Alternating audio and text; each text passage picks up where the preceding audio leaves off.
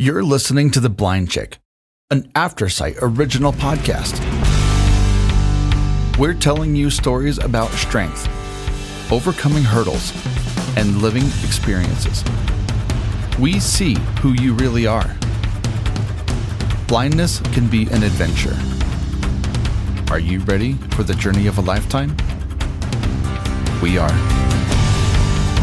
Hello, everybody. Welcome back to an episode of The Blind Chick. My name is Jonathan Price, the podcast producer here. Before we actually get into Penn and Moses' second part of the interview with Shawn Cheshire, which if you didn't get the first part, you've got to go back and check that out. It was absolutely incredible, very heartwarming, very intimate, and very interesting to hear some of the stories that came out of it. But I want to remind you guys, September 13th is coming up, and it is a wonderful day because we're going to be up in the mountains. We're going to be hiking, and it's going to be so much fun. We've got, people who are coming in from all over the world to be able to join in our hike. So sign up and registered at aftersight.org/hike and get on and come up the hill with us. It'll be great. We'll have breakfast, we'll have lunch, and we'll have all sorts of things to do. But now that we go into this conversation, Penn, I know that you lost your vision when you were younger. And I'm curious, do you remember much about losing your vision when you were a kid, and kind of how did that affect you? Right. I mean, I don't remember really losing my vision because I was a kid, and I remember oh, it's harder to play baseball now, kind of thing. Yeah. But it wasn't and I could see better then than I do now. But also kids adapt a lot easier than adults. And so when people ask me oh, when did you realize you couldn't see? I was like, I still don't sometimes realize it. But I just can't imagine you're just an EMT, you're doing your life and wham. Yeah. That year was so ridiculous. I mean, I have this injury. I'm learning about the impact, and then I'm almost blind, but not total blind, at about less than 5 degrees central vision. But I had diplopia, so my brain wasn't fusing my images together. So they created these glasses that had these thick prisms in them that would help bring what little image I had together. I had filed for child support because my ex-husband, when I left him, went crazy, did some bad things, and got fired from the state police. And so never paid child support in 4 years. So I filed for child support. He countersued for sole custody. And then 4 months after my brain injury, and the judge would not postpone the trial because I was sick. I was so sick from this injury that we went to court, and I just remember them tearing my life apart for being a single mom. And this was a judge that used to teach at a local college with my ex-husband's grandfather, so a small town family court. No. And that day they gave him sole custody of my youngest. And I just remember that my ex-husband and his girlfriend drove to the school and checked Riker out, and Brittany and I never got to say goodbye. So you have brain injury, loss of vision, learning all the things that come with that. You go to, I went to court, and now Brittany and I are both mourning the loss of Riker. And we didn't get to see Riker again till Riker was 18. That they never let us see Riker for 8 years. Riker was 10 at the time, and the family court did nothing. It was such a horrific experience as a single mom to experience that. And we didn't want to put that in the movie because a lot of that is also Riker's story. Right. And we really wanted to protect Riker from that perspective. But it was horrible, right? So all I could think of was, if I don't get back to work, I'm never going to make it, right? So I have my ex-husband, I have all of these negative voices in my head, you'll never make it without me. You are nothing. You are dumb. You will never make it. And all I could think of was there was so much loss in this short amount of time of I got to get back to work. Yeah. And so I ended up going back to work as a paramedic part-time. Not driving, obviously. Yeah. And hopefully not. My brain injury doctor's saying, Shawn, your brain heals when you rest. Yeah. And all I could think of is, if I'm home resting, then I feel like I'm losing Mm, everything. Anything that's left for me to hold on to, I'm going to lose it. And I felt like in many ways that if I didn't have that identity of a paramedic, of taking care of people and earning an income, then what what was I living for? right. Right? Right. It was so hard that So year. were you Oh, I can't imagine. is that when you went into therapy? So within, I don't know, within 2 weeks of starting at the concussion clinic, I started having night terrors, Oh, can and imagine. all my coping mechanisms were gone. Right. Right. So I was acting out all these bad things that have happened to me in the past, and I was freaking my kids out. Wow. So they suggested that I start therapy, and then I began this beautiful lesson of dysfunction and trauma, and the impact that it has on us. Yeah, Right. And I learned, yeah, and it was hard. yeah. Oh, it's huge, It's and not on well, for me, not on your level, but both Penn and I, part of our relationship was recovering from that trauma and the post-traumatic and all that Mm. kind of stuff. But you had, like many of us, an aha moment that happened in a shower? Well, are you talking about the pre-leaving ex-husband or the I after don't. ex-husband? When I was Oh, blind? yes. So yeah, so yes, I know. So you're talking about. So one of the things that the VA, my mobility instructor, the recreational department, the New York State Commission for the Blind, they were they just kept pushing me to try things because Yeah. they could see I just had no desire to live. Mm, I Yeah. just could not imagine a life living being blind like that. yeah. Yeah. I felt like that was it for me. So they just kept pushing me to try different sports and different activities, and so they sent me to Colorado Springs to a learn how to race, how to ride camp for tandem Oh, bike. Colorado And I've Springs, never, Colorado. Yes, yeah, I and I've know Uh-huh. never, that and program.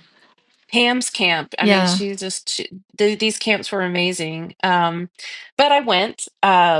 The guy who took vacation from his job to come for a week to pilot me on the tandem lives in Pennsylvania, Jimmy Alvord. I'll never forget him. Uh, He shows up and he is obviously so happy to be there, and I'm obviously so not happy to be there.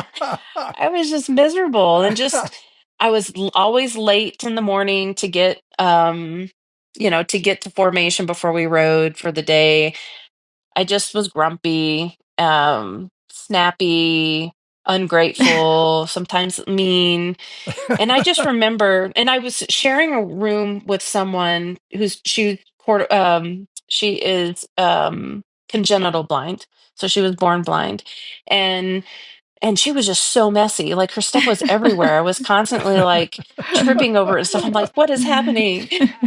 And it just really, I think all the things just really impacted me. And I just remember taking a shower one evening, and I'm just thinking, you know what, Sean?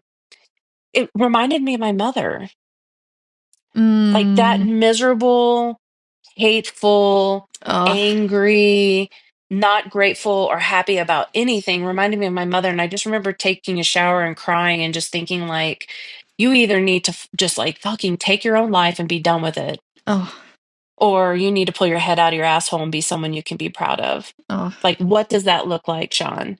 And I just remember, like, I thought about it all night, and I was the first one into the bikes in the morning, which everyone was shocked. Um, and then I just kind of just did this kind of shift of being curious about, if I wasn't like my mom, Mm, if I were to be different, someone that I could be proud of, like, what does that look and feel like? And that was yeah, also something that so important that I learned in therapy, because my first PTSD doctor planted that seed. yeah, Sean, you cannot change anything that has happened to you in the past, and you cannot change your biology, but you have a choice every day with who and how you show up as. Yeah. You don't have to be anything like your mom or your family if you don't want to be. You Yeah. have that choice. It's a lot of hard work, but you can choose to be something completely different than what you came from.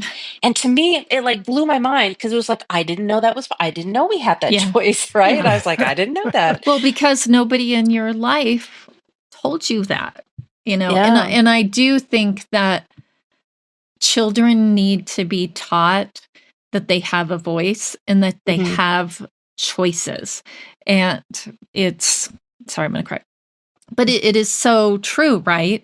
Because Mhm. then as you become a young person and an adult, you that grows, right? Your sphere begins to grow, and it's like, Mhm. okay, then you start learning, well, if I make this choice, then these are the consequences. And you own those consequences. But when you're not taught that you have a Mhm. choice, you just feel like those consequences, it's just what you deserve. Mhm. But when you start taking control of, I do have a choice. And I do remember that even in my own life when that hit me, and it was my adulthood when it was Mhm. like, oh, I can choose who I'm around, Mhm. and then really learning how to own those consequences, the good Mhm. and the bad, because And the bad. consequences Yes. always aren't, they're not Yes. always good. They're not always bad either. Yeah, the shift in Yeah. I was there. Well, the shift in Penn once she said, "I want my life," Yeah. is amazing. It was like all of a sudden discovering your wife is a superhero. I love that. That's brownie points for you, Yeah. sweetie. and also your aha moment there was a big deal to me in because it took me 8 years once Penn and I were together to have a major aha moment, which was dramatic, near life ending experience.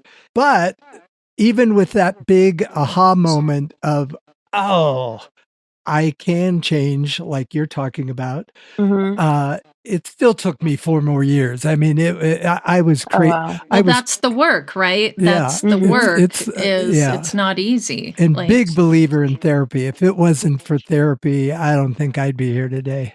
I Mhm. definitely So would not be here aha today. moments or Well, not. if you think about therapy, right, there's always this social stigma attached to it, like something has to be wrong with you to go to therapy. But Yeah. the way Right. that I see it, and the way that I have seen how therapy has shown up in my life has been, it's like a classroom, right? Mhm. Yeah. You go in and you learn, and Yeah. then you go out in the world and you practice. Yeah. Yes. And that's what it's been like for me, is that you can't just go into a classroom and just listen. That's why we don't remember anything we Yeah. were taught in elementary school and middle school. We don't remember any of that stuff because we didn't take it and go out and use it. That's But if you so true. Yeah, and so it's just like you have to, that's part of the commitment to therapy is the Yeah. practice. Absolutely. Because But you can't make change if you don't practice. Yeah. yeah. Yeah, because Absolutely.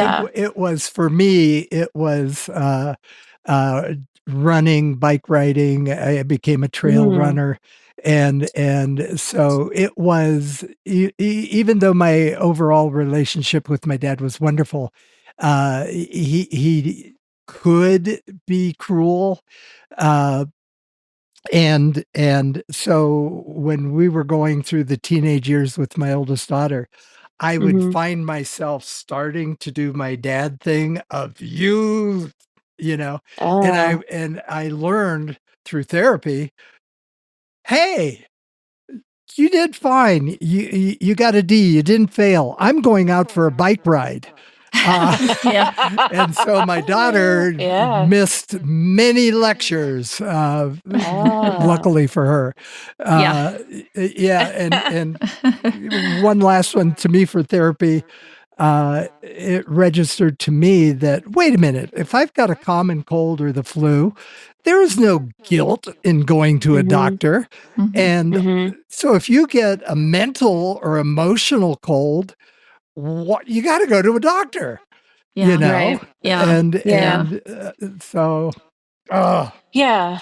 Yeah, Yeah. it's, a lot of times people through, especially since this documentary's been going through film festivals and we're doing Q&As and I'm Yeah. meeting a lot of people and people are always like, "Oh, the stuff that I experienced as a kid was nothing compared to yours." And I always have to Uh-huh. say, listen, like you can't No. one of my most favorite things of learning about trauma is I don't know if you've ever heard of Gabor Mate, but he has a lot of research in trauma, and his work is brilliant. But it's like what the way that he defines trauma is that trauma isn't what happened to you, it's what happens inside of you because of what happens to you. Yeah. And so like so you can take someone who says, "Oh, well, I haven't lived through the stuff that you've lived through, Sean," but it's like, yes, and you've had experiences that have affected you in some way that Mm-hmm. is there's no comparison because what's impactful to you may not be impactful to me or vice versa, but it's not supposed to be that conversation of, oh well, your trauma was harder than my trauma. Yeah. It's like a bruise is a bruise, a cut is a Right. cut, no matter how you get it. I mean, it Exactly. still hurts and it still has to go through a healing process. Yeah. So, and then I just give them a hug and be like, I see you. Oh. You don't have to compare yourself to me. Like, Exactly. yeah. Exactly. so, Exactly. so Yeah. back to the good transition is you're in this bike thing where you're riding tandem, and And that's kicking Mhm. butt, I have to say. yeah, and that starts to explode, and you rapidly start getting successful in that. Well, I mean, in retrospect, if I think about it, when I decided to race, and really there was a guy coach from the USA team at this camp who, because I have never been a cyclist before, that was my first time on a road bike, but a tandem. The next I asked, when are the next Paralympic games? And he's like 3.5 years in Rio. And I said, oh, well, maybe I'll train to go there. And he's like, no, no, no. He's like, you've never been a cyclist before. You're never going to be good enough. He's like, you got to give yourself, like a good 5 years. Why don't you train to race at Tokyo in 2024? And, or not 2024, 16, 17, in 2020. And, I was like, "No, I've got 3.5 years. To me, that's a long time." So I was like, "I can totally do this." And so Just I like you've just done took everything in your adult life. right, what was really wild is that from the time I started training on my own bike for tandem racing, I went to my first talent ID camp in 3 months and raced with Team USA in Spain and won a bronze medal in a road race with Team USA, Wow. like in the shortest amount of time you could possibly imagine. Like it was like less than 6 months. Was it when you got on, Wow. was it just Wow. like, I got this. This feels like, because there's been a few things in my life, like when I first played the guitar, like Hmm. I just understood it. My body understood it. And the same thing with downhill skiing. The first time they put me on skis, it was like, and once I figured out how you did it, like Yeah. I was good at it. Hmm. I succeeded in it. And but then there's other things that I've done where I had all the best trainers, the best teachers, and I just didn't get it. But there were Hmm. certain things. Was Hmm. cycling some similar to you? Like, what, did you just get it, or did you just have to work really, really I, hard? I think, unfortunately, because of all of the physical, emotional, and mental Mm, pain that I had lived through, as a kid, abuse, not being able to tell anyone, yeah, being physically tortured and raped in a marriage and not being able to say a word, yeah, you build up this resilience, right? And right, so I have this beautiful capacity to sit in the pain cave like nobody else. And yeah, that's what makes me a good athlete is because that process of training is I can push myself so hard and um I can hurt and Yeah. still move Yes. because I've had to Yeah. in my past. Wow. And yeah, and I didn't actually realize that. I realized that through therapy, is talking it out, is not understanding, like, what is it about me that's been able to do this? Yeah. Like, to be able to show up and train and push myself so hard, to do these things that Well, are so you've hard. been training since you were little. Right. Yeah. Yeah. Right. So I know when you were on the Paralympic team Hmm. that you ran into some very unexpected biases, like because Hmm. you were so good, so fast, people actually thought you could see, Well, which I is think part of that is just the social stigmas of what people think blind people look yes. like. Yeah, Right? Everybody thinks everybody. it's true. You laugh, but it's really true, It is true. because in so many people's minds, they're so closed-minded and uninformed that they just think that if you can't see, then you're supposed to look and act that way. You're supposed to be helpless and disorganized and uncoordinated, But and that's your eyes are supposed to surprising, be and I going in two believe different you with ways. the Yeah, general public. Like, I run into that yeah, all the time. Like, I don't know right. if you get it when you're out with your guide dog, like, "Oh, Hmm. how long are you training him for?" Like, Oh my it God, all the doesn't time. yeah. And I have my "What school cane are with you me, and it's training?" like, I'm blind. I know, he's my dog. Um, Yeah. but to have the Paralympics do that, like, surprises me because they're used to Hmm. athletes of yeah, with this Disabilities. yeah. Listen, I can't tell you how shocked I was. Um, I have to say the kindest athletes were the injured military. Mm, They get it. yeah, I feel like the individuals that were born with their disability or sustained it at a younger age, yeah.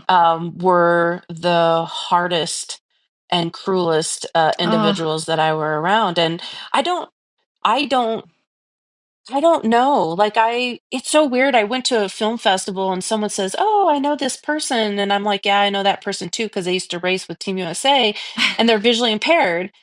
And I'm like, and they're like, "Oh, well, we could make that connection if you want to, like, connect." And I'm like, "No, that no. was one of the that was a visually impaired person that was actually not very nice to me because Mm, they had their own belief of what a blind person. Well, if she's really blind, she wouldn't be able to do that."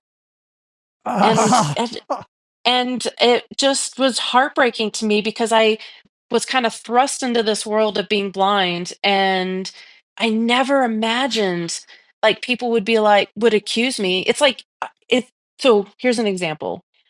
First world championships in my first pile, and this is where we lost trust and I had to fire her. But I'm eating pizza with the team USA at a restaurant, and I take a bite and it's almost gone, but the cheese kind of pulls off the pizza and drops on the plate. uh-huh. Well, we all know that there's sauce on the pizza and the cheese now, right? Right. Well, so I picked the cheese up and ate it and took my crust and wiped my plate in case there was sauce on it, Yeah. because that's what I would have done Yes. Right. anyways.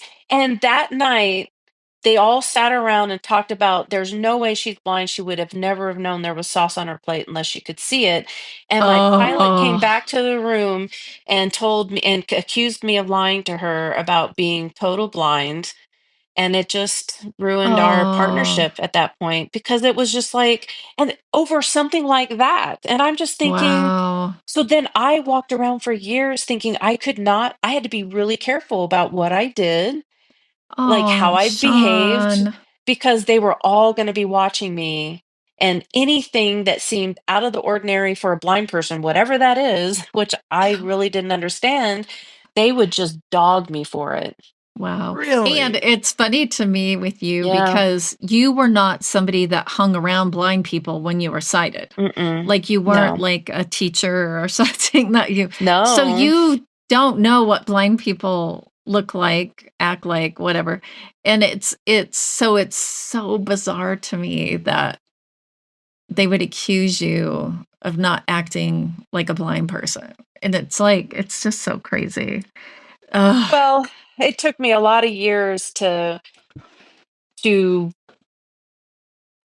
It's not that it doesn't bother me. I think that I have to just really embrace who I am, Yeah. and I don't try to be like anyone. Yeah. And I, sometimes like when I travel on a plane, sometimes I just leave my sunglasses on because I just don't want to deal with the dumb people. I Yeah. know. Right. So I'll download descriptive audio movies or shows onto my iPad and then put on my headset on the plane. And because my iPad is in front of me, and I usually just turn the screen down as much as it'll go, but Right. people will be like, well, if you're totally blind, how can you watch your iPad? Right. Like they just make these assumptions and then treat you accordingly. Yeah. Where I'm like of the mentality, I'm like, if you want to be curious, ask me a question. Right. Right. I'll answer your question, but Right. don't come at me like you Yeah. know when Right. you don't really know, Right. because Yeah. that's where you and I are going to have words.